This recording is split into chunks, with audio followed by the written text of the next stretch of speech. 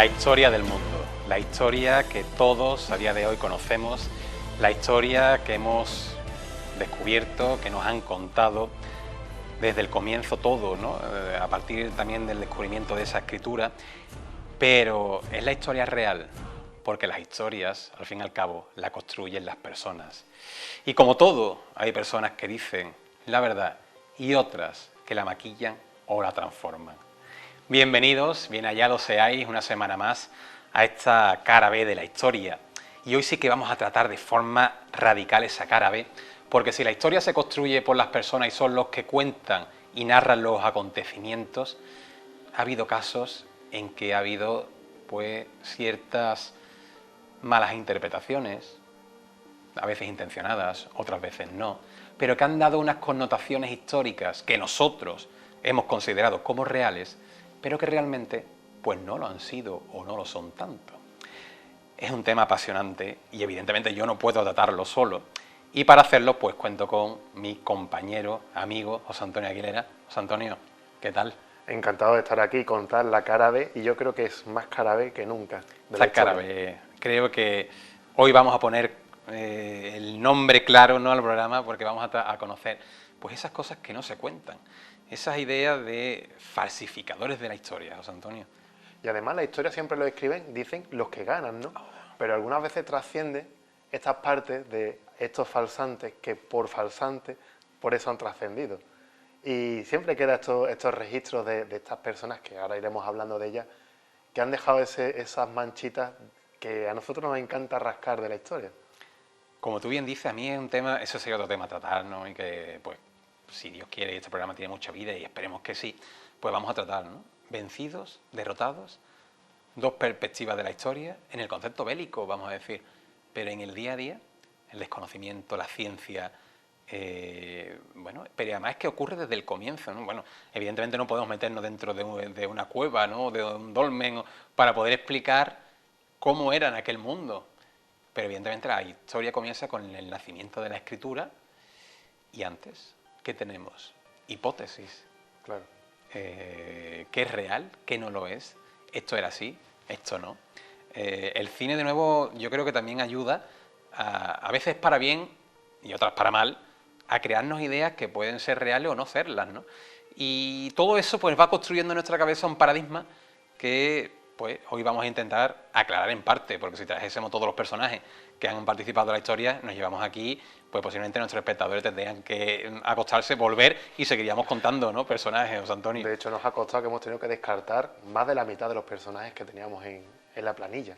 Bueno, yo creo que este programa da para más. Claro, entonces, y dará para más. Seguiremos tratándolo, ¿no? Aquí tú en la mano llevas un elemento del que también hablaremos ahora, pero vamos a empezar desde, bueno, básicamente desde el concepto de esa escritura y un acontecimiento bélico muy importante que tendrá lugar en Grecia, que muchos seguros conocerán por la famoso cómic, famosa película de Zack Snyder, que es, y de Frank Miller, 300, y que son las famosas guerras médicas y la batalla de las Termópilas. Heródoto, José Antonio, ¿quién es Heródoto?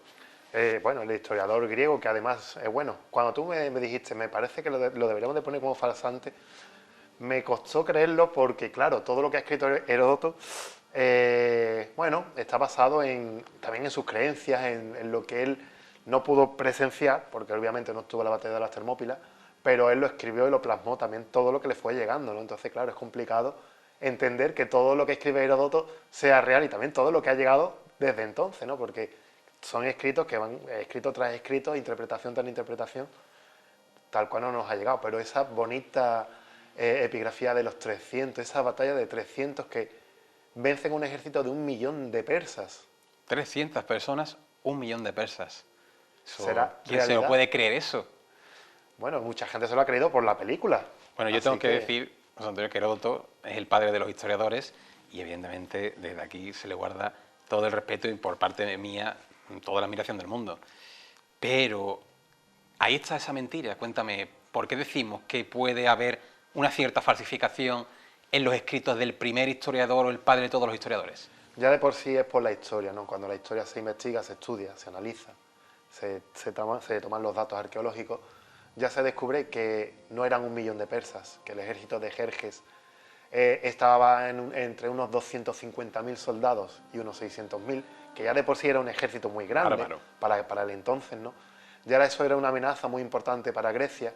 Si eso era una amenaza importante para Grecia, Grecia no se iba a quedar de brazos cruzados, iba a mandar a 300 soldados, que no eran griegos, sino eran simplemente espartanos. Los espartanos, efectivamente, ¿no?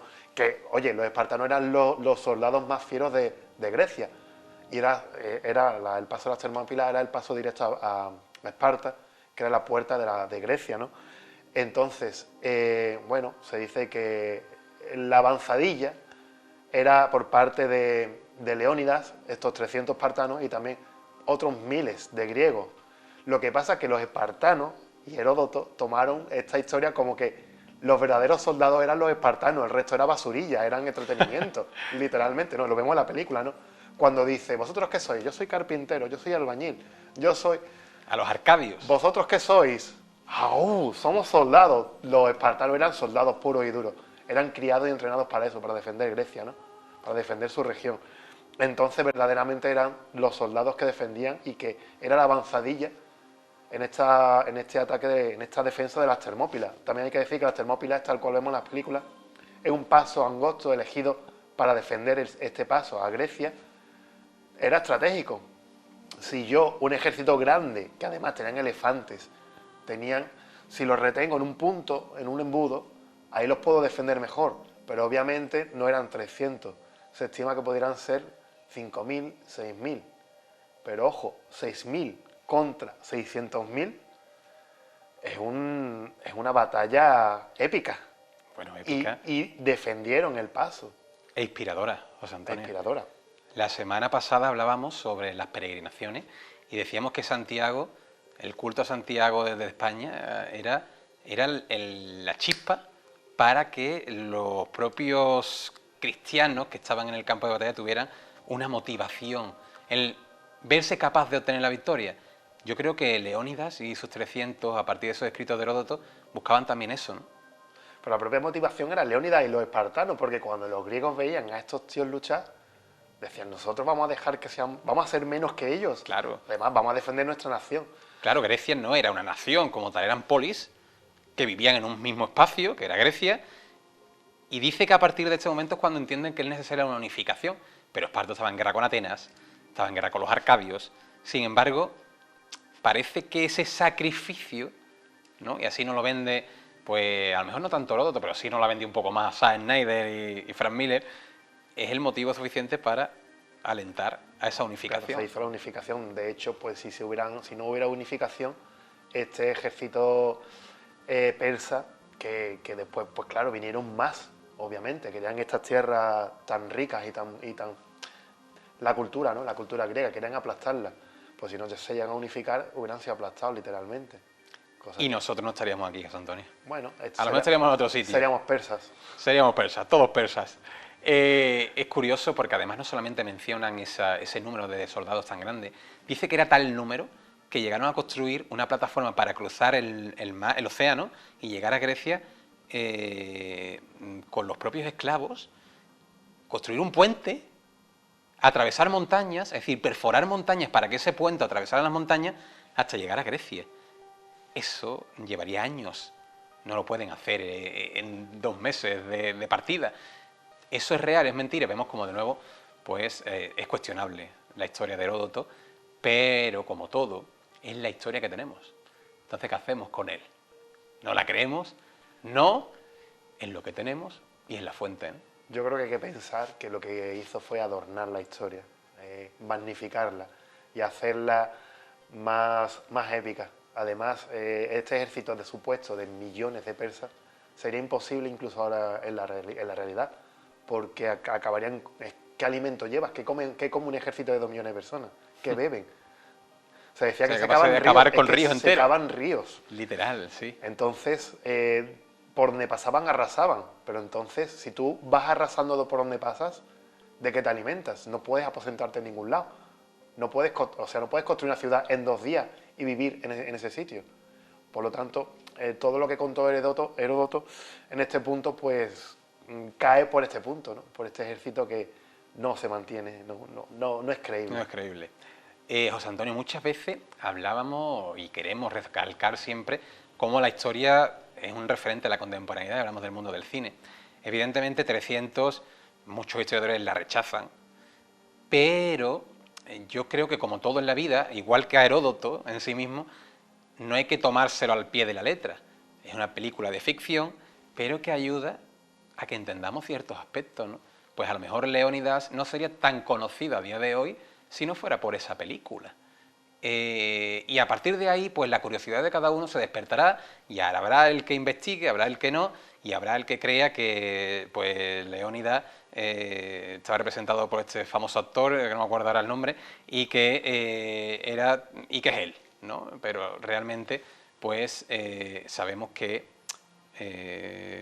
puede ser útil el mundo del cine para traer la historia un poco más cercana a la gente de a pie, ¿no? Y eso es importante. Bueno, si nos vamos a hablar, hemos hablado del mundo antiguo, había otros casos, ¿no? Hay otro caso muy interesante que a mí siempre me gusta contar, que es la batalla de Isos. Y me ha venido ahora a la mente lo que tú estabas contando. El rey, hay un acontecimiento importantísimo para el ser humano y en la estrategia bélica, que es el nacimiento de los carros como armamento. Y eso aparece en esa famosa batalla, que aparece representado en Abu Simbel, donde Ramsés II aparece representado en ese carro, tirado por caballos, ¿no? Y con el arco, lanzando flechas. Dice que eso tuvo el gran triunfo y demostraba el poderío que tenía Ramsés II. Dice que esa victoria realmente ni fue así, ni mucho menos, ¿no? Volvemos contra los hititas, volvemos a lo mismo.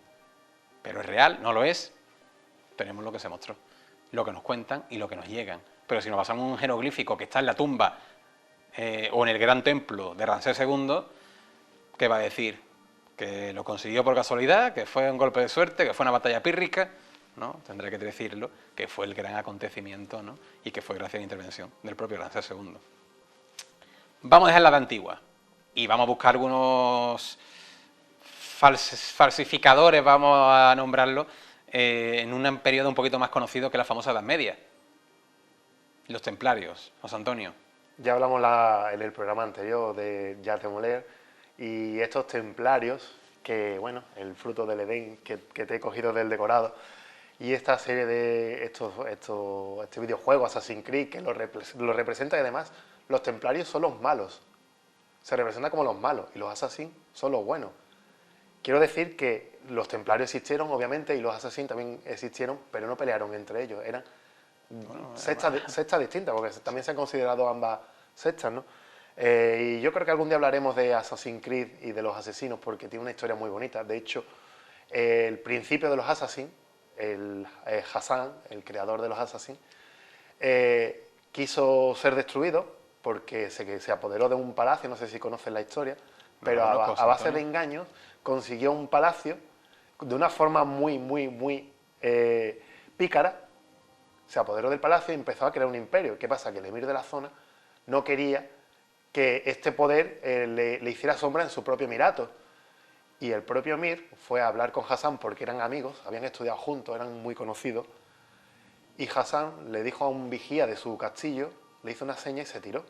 Se tiró al vacío y se sacrificó. Y le dijo, pues imagínate los 25.000 soldados que están bajo mi nombre y que quieren morir bajo mi nombre. Mueren por mí.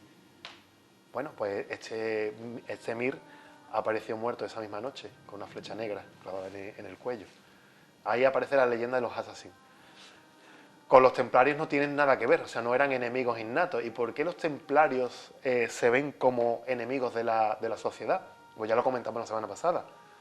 El brazo armado del papado, de la iglesia, estos monjes guerreros, que vaya contradicción, ¿no? Monjes guerreros, estos protectores de los peregrinos, empezaron a ser mal vistos porque empezaron a expoliar, o ellos decían apoderarse, ¿no? A proteger reliquias de Jerusalén. ¿Ellos decían o nos dijeron? Yo creo que ellos decían que ellos protegían su... Sí, pero sí. ¿Que expoliaban? Bueno, claro, la forma de manchar su nombre, ¿no? Claro. Es decir, ¿por qué se le empieza a perseguir? Porque empiezan a adquirir unas riquezas y unos conocimientos que ya empiezan a ser peligrosos. Entonces, bueno, ahí empieza la persecución de los templarios. Ya empieza, ¿no?, a falsificarse la historia y a ennegrecer el camino de los templarios, a oscurecer su nombre. Y entonces parece que son malos, pero bueno, en muchas películas aparecen como los héroes de la Edad Media. Yo creo que por eso no lo hemos traído a colación. Enemigos de la cristiandad, a favor de la cristiandad, personas buenas, personas menos buenas. Tú has hablado del mundo del Assassin's Creed, de ese videojuego, del que hablaremos también, y hemos hablado ya alguna vez que otra en este programa. Qué importante es de nuevo, ¿no? Si hemos hablado de la película de Zack Snyder de 300, Assassin's Creed ha traído a ese grupo emblemático, ¿no? Desaparecido en la inconsciencia del propio ser humano, que son los Assassins, y también los Templarios. Ahora bien, ¿qué visión ha tenido el Templario? De villano. Una visión que yo creo que la propia Iglesia facilitó, ¿no? La Iglesia llegó el momento, no solamente la Iglesia, las grandes familias, los grandes reinos del entorno europeo. Grandes reinos y papados que facilitaron o crearon ese cuerpo de élite para proteger a los peregrinos, como tú bien dices, para proteger los santos lugares y asegurarlos que pertenecieran al cristianismo, pero que cuando comienzan a amasar tierras, porque claro, ¿y yo con qué le pago a este hombre? Por supuesto con la parte divina, pero ¿y la tierra? Tierras en Jerusalén. Bueno, ¿qué hacemos? ¿Darle unas tierras en Jerusalén? Bueno, es que le estamos dando, pero no pasa nada, está en Jerusalén. Claro, cuando esa persona comienza a amasar tierras y poder, comienza a convertirse en personas que van adquiriendo un carácter nobiliario, en un peso importante, ¿no? Y encima se convierten, o según dicen, en los grandes poseedores de las reliquias de Cristo. Reliquias que traerán a Europa, que también podríamos hablar y hablaremos de las falsificaciones de las reliquias o de todas esas reliquias que tenemos en el continente europeo y en otras zonas del mundo. Estamos hablando de personas muy influyentes, tanto que hay un momento en el que la propia corona francesa, en aquel momento preponderante, y el propio Papa creen que son un peligro para ellos, no para la persona y fieles, sino para ellos. Por tanto, ¿qué es lo que hacen? Lo ajustician, dicen que realizan actos, vamos a decir, paganos, cultos paganos, que escupen sobre la Biblia, que también sus propios orines, ¿no? Sobre el libro sagrado, que hacen actos carnales, entre ellos orgías incluso, para mancillar el nombre de Cristo y adorar a una imagen diferente. Claro, evidentemente tienen la justificación perfecta para poder ajusticiarlo. ¿Dónde lo justician? En la isla de la Cité, frente a esa famosa iglesia de Notre Dame, será donde Jacques de Molay, el gran último maestre de la Orden del Temple, junto con otras grandes figuras del entorno, de su propia orden, serán quemados vivos frente a la mirada del Papa y del Rey de Francia. Papa, bueno, eso también hablaremos, de esa famosa maldición. ¿Has escuchado hablar de la maldición de los templarios, Antonio? Pues ahora mismo no la he escuchado, pero no la tengo reciente. Dice que en el momento en el que Jacques de Molay está al borde de la muerte y las llamas empiezan a prender su cuerpo, el propio último maestre, ese Jacques de Molay, mira a los ojos al Papa, mira a los ojos al rey, a Felipe el Hermoso de Francia, y les dice, al Papa le dice que no acabaría ese mes en vida, pero es que al rey le dice que no acabaría ese año de reinado y que desde entonces toda su familia estará maldita. Curiosamente, el Papa morirá en la fecha establecida por el propio Jacques de Molay, y lo que es más curioso, Felipe el Hermoso morirá no ocurriendo un año completo del ajusticiamiento, pero no solamente morirá él, sino que comenzarán a morir todos los descendientes y herederos hasta que la familia Plantagenet queda desaparecida del mapa. Curioso. Se cumplió la profecía. Esa profecía, vemos esa doble variante, esa doble vertiente de ese mundo, ¿no? De ese yin y el yang, ¿no? Esa verdad, esa mentira, esa cara A, esa cara B de la historia. ¿Con cuál nos quedamos, Antonio? Bueno, pues que cada uno piense, valore qué papel jugaron los templarios y cuál fue la causa de su eliminación. Avanzamos en el tiempo, nos vamos a la Edad Moderna y no nos vamos a alejar del ámbito religioso. Los Illuminati o alumbrados, José Antonio. O los iluminados. Cuéntame. Pues surge de una necesidad también de religiosidad, de limpieza, en el que aparecen personas con estigmas. Se supone que si analizaron fueron falsos estigmas, y que también, bueno, se considera como una secta, ¿no? Prácticamente. Una variante religiosa, una ¿no? variante, Del cristianismo, sí. vamos Bueno, a decir. es que cuando hay algo que varía un poco, se sale de la línea, se considera sectario. Pero que se analizó y entonces se descubrió que también eran falsantes de la historia, ¿no? De estas estigmas, de estas señales de Cristo. Volvemos a esa contradicción, José Antonio.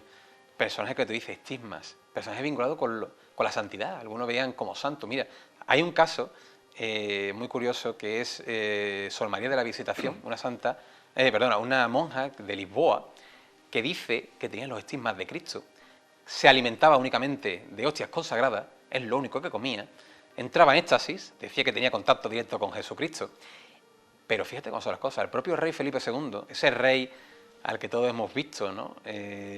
Como un obseso del cristianismo y perseguidor de aquellos que iban contra él, le entregará la ropa de su hijo para que duerman bajo ella y que quede protegido por esa santa, aparentemente santa.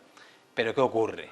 Que entrará en juego la Inquisición y comenzará a investigar esos casos hasta que finalmente se demuestra que nada de santidad, sino que aparentemente todo era invenciones, falacias, mentiras de estas personas, de esta secta, como tú has dicho, ¿no? Este grupo religioso que estaba creando pues un auténtico eco en toda Europa y que realmente nada de ello. Por ejemplo, en Sevilla fueron muchos los ajusticiados de esos Illuminatis, o iluminados o alumbrados. Ya Dan Brown le dará su propia... Dan Brown también sería para analizar como... Es que es otro iluminado y además otro falsante. Otro falsificador de historias, de ¿no? historia. Y él nos muestra como que era esa cara opuesta a la Iglesia, que quería... Bueno, pues realmente lo que hace es interpretar diferentes elementos y crear una historia. Volvemos a lo mismo.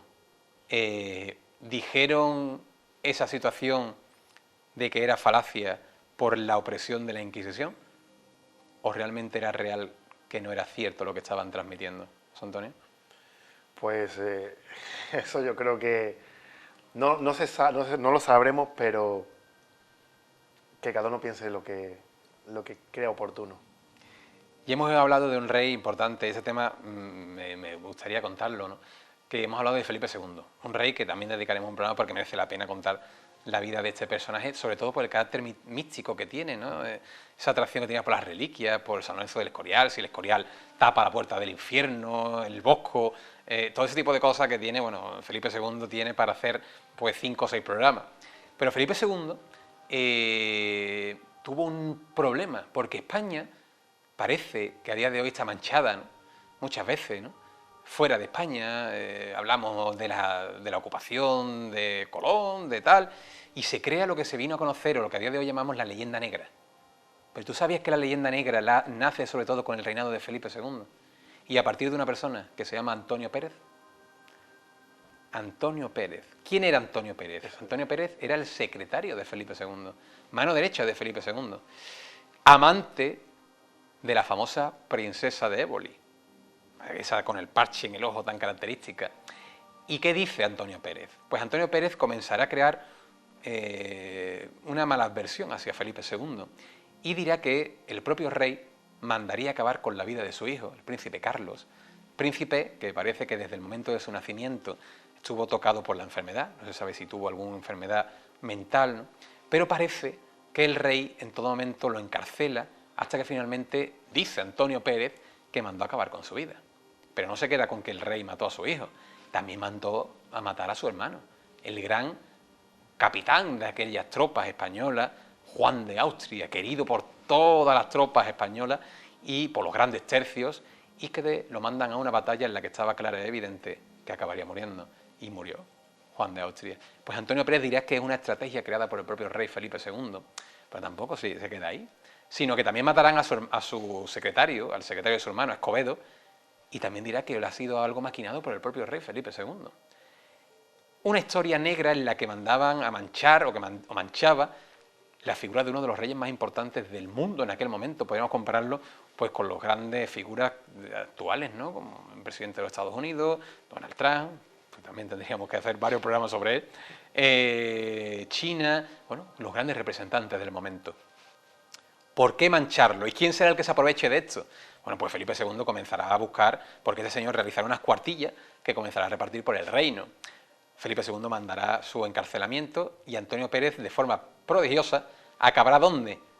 Donde estaba el peor enemigo de España, que era Inglaterra y los protestantes. El propio Antonio Pérez le entrega esas cuartillas a Isabel I de Inglaterra, Isabel Tudor, y la utilizará como arma para desprestigiar la figura de Felipe II. Y desde entonces nosotros tenemos esa famosa leyenda negra que nos acompañará siempre en la historia y que debemos a ese señor llamado Antonio Pérez. Fíjate cómo son las cosas, ¿eh? Real mató Felipe II a su propio hijo. Mandó matar a su hermano. Fueron rencillas porque el propio dicen que Felipe II también estaba enamorado de la princesa de Éboli y había vamos a decir, un enfrentamiento, conflicto de intereses. Dos caras. ¿Cuál es la real y cuál no, José Antonio? Cuando el río suena. Y nos vamos a un periodo que yo creo que es el más rico, porque lo tenemos más reciente y donde hay más información, que es el siglo XIX. ¿Qué personajes me tienes que contar del siglo XIX? ¿Por cuál empezamos, mejor dicho? Venga, dime tú uno. Bueno, y seguimos tirando del hilo. Podemos empezar, pues yo creo, por uno muy significativo, que es un pasaje que tenemos en un periódico de The Sun, que es uno de los grandes periódicos norteamericanos, que bueno, tenía eco en todo el mundo, y que nos habla, creo que recordar que era en 1854 aproximadamente, abre el periódico, un científico, físico aparentemente, que dice... Yo creo que estaba en la luna este hombre. Estaba literalmente en la luna porque ¿qué dice? Que hay vida en la luna. ¿Conoces esa historia, José Antonio? Conozco esta historia y además fue curioso porque a partir de aquí aparece la mitología de la luna, ¿no? Porque la luna parece que tiene océanos, que tiene... Entonces, cuando empieza el término selenitas, a los habitantes de la luna. Selenitas. ¿Y qué dice este señor en el artículo? Pues que hay vida, que hay árboles, que hay habitantes en la luna. Bueno, y fíjate que llega a decir, como bien dice, que hay habitantes, pero no solamente habitantes, que son seres humanos con alas, alados. Claro, cuando eso se transmite y aparece en un periódico como The Sun, que supuestamente debe tener una contrastación, ¿no? Un contraste de las informaciones que le llegan. Claro, la gente norteamericana, ¿qué ocurre? Pues comienzan a tomar eso como un punto de partida importante, claro, y a divulgarlo por todos sitios, ¿no? Como que hay vida en la Luna. Esto evidentemente no es real. Yo creo, voy a tomarme aquí una pequeña licencia, hay un personaje en la localidad de Utrera, que es el famoso abate Marchena, que él escribió pues sobre los selenitas, una sociedad que dice que vivía en la Luna y que él trató como algo básicamente real. Puede ser que a este científico le llegara ese escrito, ¿no? Ese libro, y que él le diera su propia interpretación. Evidentemente el periódico tendrá que decir que eso es mentira, y tendrá que decir que eso nunca fue real y finalmente pues desmentir esa noticia.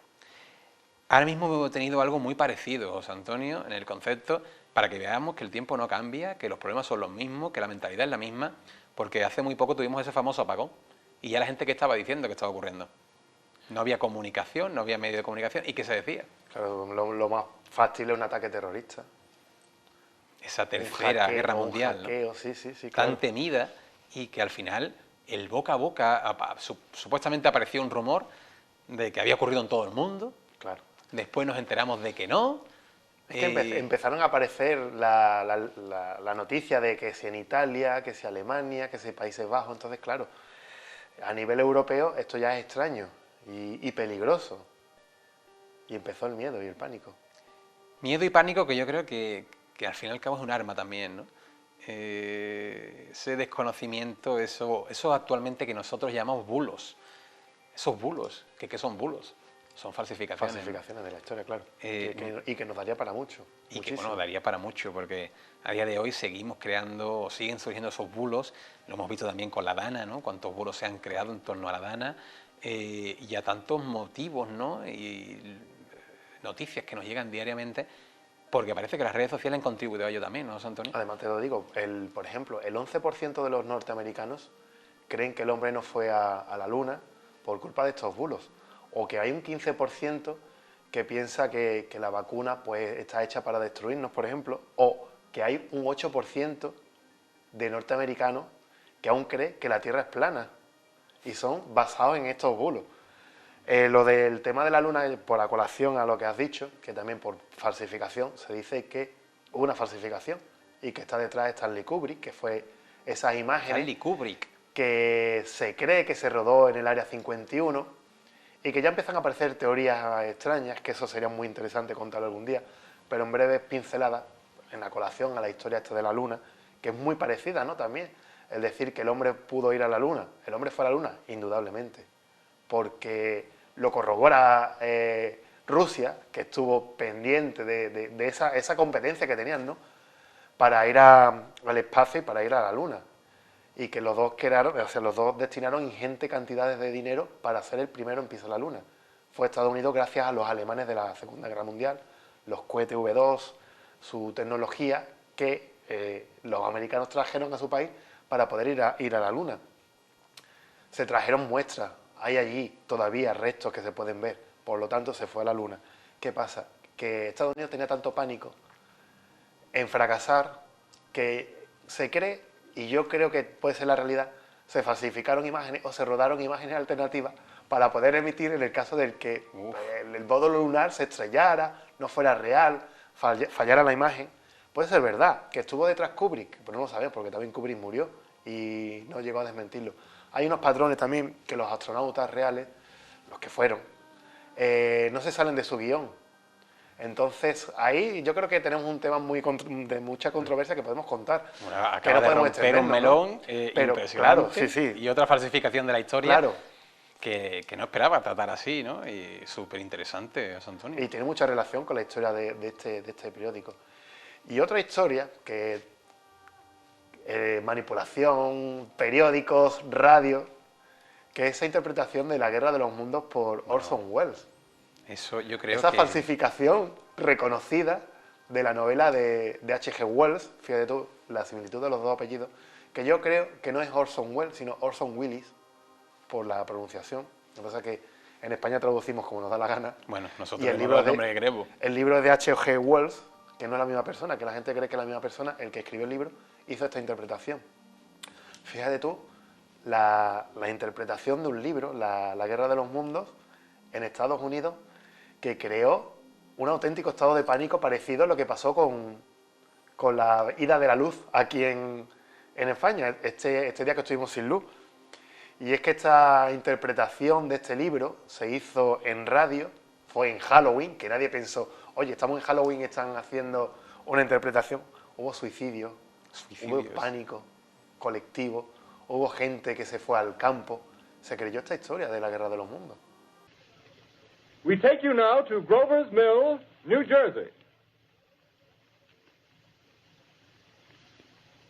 Ladies and gentlemen, this is Carl Phillips again, out at the Wilmot Farm, Grover's Mill, New Jersey.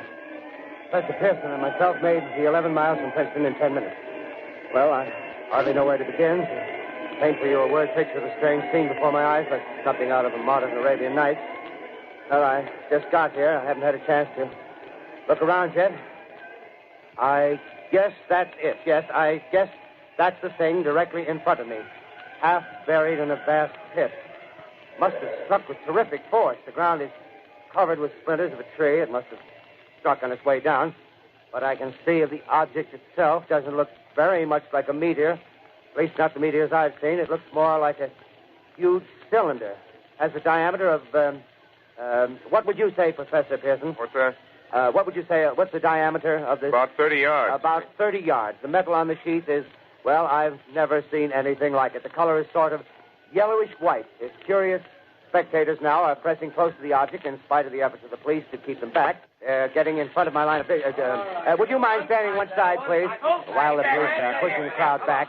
Here's Mr. Wilmot, owner of the farm here. He may have some interesting facts to add. Mr. Wilmot, would you please tell the radio audience as much as you remember of this rather unusual visitor that dropped in your backyard? A step closer, please. Ladies and gentlemen, this is Mr. Wilmot.